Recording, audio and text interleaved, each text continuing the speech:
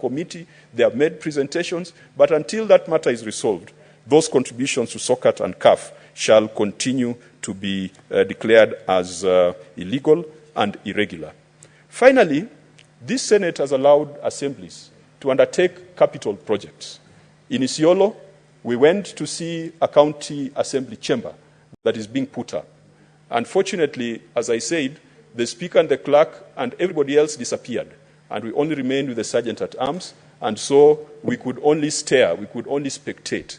When we went to Turkana, Mr. Speaker, you do recall, they were putting up a grand county assembly chamber.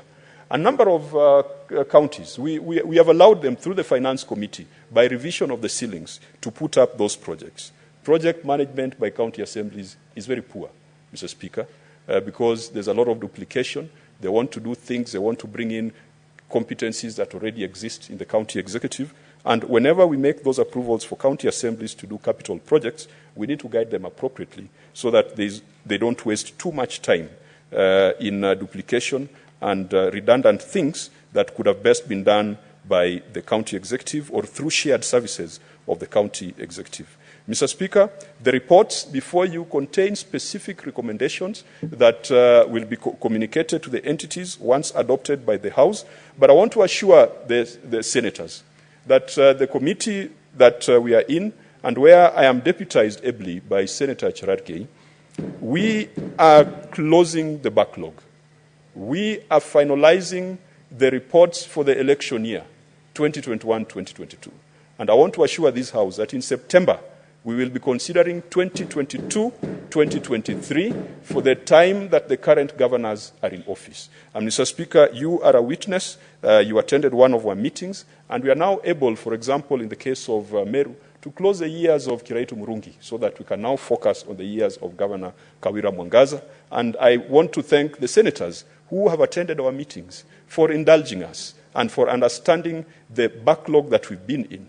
That backlog has not been because of laziness, Mr. Speaker.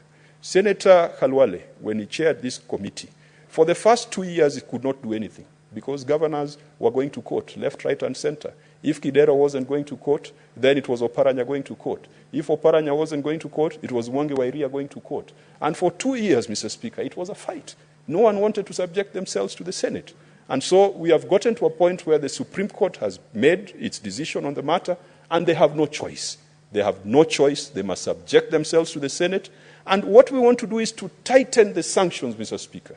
And if John Mbadi, the ODM chairman, becomes the CS for Treasury, Mr. Speaker, one of the first things we'll be asking John Mbadi to do is to invoke Article 225 of the Constitution and stop the transfer of funds to counties with serious financial problems. Because there is no need for us to pour money down a bottomless pit. And we'll be supporting the motion by Senator Dulo.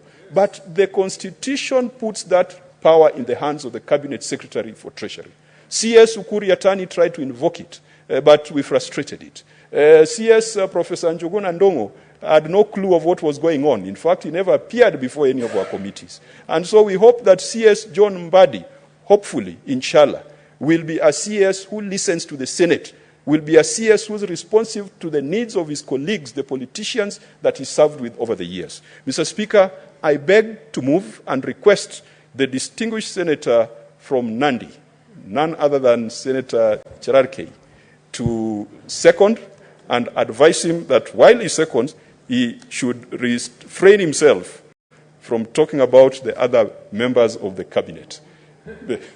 Mr. Speaker, I beg Thank you, Chair, and thank you for that commitment to bring your accounts to the current governors. I think that is very good to the Senate.